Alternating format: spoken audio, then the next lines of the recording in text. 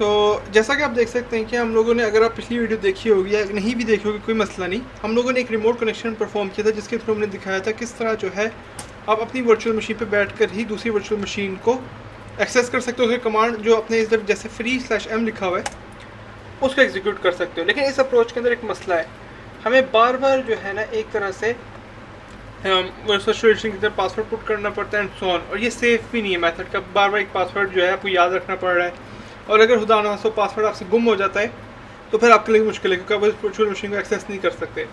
इसकी जगह हम एक सेफ अप्रोच यूज़ करेंगे जिसको कहेंगे हम SSH की। वो यूज़ कैसे करें वो बड़ा इंटरेस्टिंग है। तो SSH के लिए जो की है उसके लिए हम यूज़ करने का पहला तरीका ये होगा कि हम लोगों ने एक की जनरेट करनी है अपने स्क्रिप्ट बॉक्स पे बैठ के। SSH की जेन, ठीक है ना। अब ये जो है ना बेसिकली कर क्या रहा है, दो कीज़ बनाएगा, एक प्राइवेट एक पब्लिक की। अभी वो दोनों कीज़ मैं आपको समझाता हूँ वो होंगे क्या। अभी इसने प्राइवेट की का एक पाथ दिया है और हमने बस सिंपल एंटर प्रेस कर देना है, फिर enter enter and so on.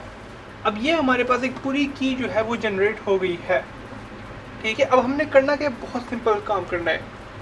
हमने जो है ना इस की को जो है ना कॉपी कर देना है, सिर्फ पब्लिक। इसने अभी दो कीज़ जनरेट की, एक प्राइवेट एक पब्लिक, जैसा कि अभी देख सकते हैं।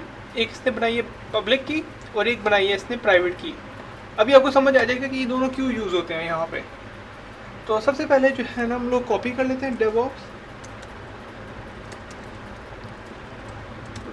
web0 DevOps@web01, ठीक है। और यहाँ पे जो था हमने की एक तरह से इंफॉर्मेशन एंटर कर दी और ये आपसे बस पासवर्ड मांग रहा है। हमने बस DevOps का पासवर्ड एंटर कर देना है।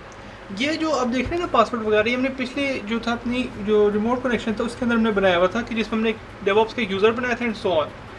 अगर आपने नहीं बनाया हुआ DevOps का यूज़र और लेकिन अगर आप वैग्रेंट को यूज़ करें ना सिंपली, तो आपने बस इधर जो है ना DevOps की जगह लिखना है वैग्रेंट और पासवर्ड में भी बस आपने वैग्रेंट पुट करना है। तो हम लोगों ने जो है एक की उधर कॉपी कर दी। इसी तरह web03 के अंदर की कॉपी कर लेते हैं DevOps, वहाँ पे भी हो गया हमारा। फिर web03 के अंदर और उसके अंदर भी हम लिख लेते हैं DevOps एंड पे permission denied, no such file or home directory. इसको देख लेते हैं यहाँ पे पहले, फिर से एक बार बस ट्राई करते हैं आखिरी बार।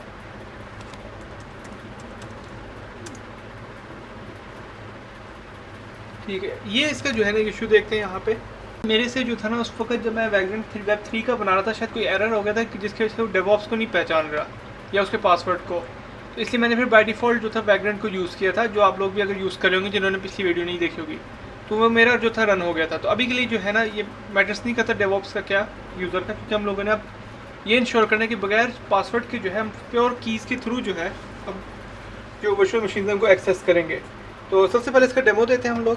तो SSH DevOps web01 up time. जब मैंने रन किया ना इसने मेरे से कोई पासवर्ड पूछा ना कुछ, और कमांड इसने रन कर दिया। इसी को जो है मैं इस तरह लिखूँ, अगर कोई कमांड कुछ भी नहीं पूछा, इसको web02 पे एक्सेस करते हैं, कोई इशू नहीं निकला। web03 पे चूँकि ओके, क्योंकि ज़ाहिर है मैंने अभी जो था कॉपी नहीं किया था वहाँ पे, तो उसका सोल्यूशन अभी ये होगा कि अभी जो है ना इस एरर को मैं बाद में फिक्स कर दूँगा। तो अभी आप वैग्रेंट को यूज़ करें तब भी आपको जो है बगैर पासवर्ड के उसने एग्जीक्यूट कर देना है, क्योंकि उसके पास जो है SSH कीज़ आ गई हैं, यानी जो तीनों की वर्चुअल मशीन है web01, 2 और 3। अभी काम कैसे कर रही है, बड़ा सिंपल और इंटरेस्टिंग है। उसके लिए जो है ना पहले हम स्क्रिप्ट बॉक्स में आ जाते हैं और मैं आपको कुछ चीज़ें दिखाता हूँ।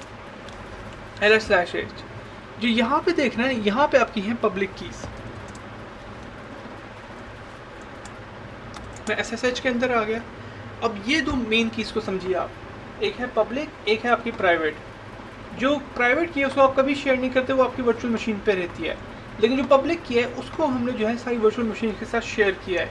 तो एक तरह से अब जब कभी भी जो है ना आप कोई मैसेज भेजते हैं एक तरह से इस, तो उस मैसेज के साथ ये पब्लिक की अवेलेबल होता है, और जो दूसरी वर्चुअल मशीन है जब वो ये देखते हैं कि उनके पास जो पब्लिक की आपने रखवाया था जब हम लोग वो ऐड कर रहे थे, वो देखते हैं कि ये दोनों पब्लिक कीज़ मैच करती है, तो वो कहते हैं हाँ ये सही है वर्चुअल मशीन, इसका कमांड हम मान लेते हैं। इस तरह फिर आपको पासवर्ड को यूज़ करने की ज़रूरत नहीं पड़ती। अब जो है ना तो एक इंटरेस्टिंग चीज़ करते हैं हम लोग, जो है ना ये देखते हैं कि ये प्राइवेट की के अंदर है क्या असल में, उसको जो है पहले देख लेते हैं हम लोग। तो उससे तो कैट, तो आप देख सकते हैं कि ये जो है आपकी पूरी एक प्राइवेट की है, ये बहुत बड़ी। लेकिन इंटरेस्टिंगली अगर मैं जो है ना यहाँ से निकालता हूँ एक पब्लिक की, तो वो बहुत सिंपल शॉर्ट होती है। अब हो क्या रहा है, सिंपली वो ये कि मिसाल के तौर पे जब कभी भी जो है ना किसी दूसरी वर्चुअल मशीन से इसके जो है इस वर्चुअल मशीन की तरफ मैसेज आएगा, तो ज़ाहिर है वो पब्लिक की लेकर आएगा, जिससे वो फिर पासवर्ड नहीं पूछेगा। अब इंटरेस्टिंगली मिसाल के तौर पर दूसरी वर्चुअल मशीन से जो है आया एक मैसेज, ठीक है, उसके पास एक पब्लिक की था, जो ये है हमारे, जो हमने कॉपी करके भेजा था। अब उस पब्लिक की को जो है ना डिक्रिप्ट करना, क्योंकि मैसेज ऐसे नहीं आएगा कि अगर मैंने लिखा हुआ हेलो वर्ल्ड, तो वो हेलो वर्ल्ड की सूरत की फाइल ही आ रही है, टेक्स्ट फाइल, वो इंक्रिप्टेड होती है। उसको डिक्रिप्ट करने के लिए फिर हम लोग यूज़ करते हैं ये प्राइवेट की। अगर नहीं समझ आ रहा तो बस इतना सिंपल समझ लीजिए, ये दोनों चीज़ें ज़रूरी होती है। ये ज़रूरी होती है मैसेज को सेंड रिसीव करने के लिए, और ये ज़रूरी होती है उस मैसेज को डिक्रिप्ट करने के लिए, जो इंक्रिप्टेड मैसेज हमारे पास आता है। और अगर एक बेसिक सिंटैक्स दिखाऊं कि ये किस तरह काम कर रहा था, कि जब हम लोग बगैर किसी लॉगिन के जो थी उसको एक्सेस कर रहे थे, जैसे अभी आपके सामने शो किया, तो वो बड़ा सिंपल है। मैं आपको दिखाता हूँ। तो हमने किया क्या कि यहाँ पे हम लोग पहले लिख देते हैं SSH, ठीक है ना, यानी जो बेसिक बैकग्राउंड में जिस तरह काम कर रहा होता है, तो वो कर रहा होता है /i, ठीक है ना, .ssh/id RSA। और अगर मैं इसको चलाऊंगा तो आप देख सकते तब भी जो है हमारा कमांड जो है रन कर गया। तो ये इस तरह जो है ना हमारा बिहाइंड द सीन जो सारा काम होता है वो इस तरह हो रहा होता है हमारे सामने। तो यहाँ तक थी हमारी वर्चुअल मशीन का सारा कुछ।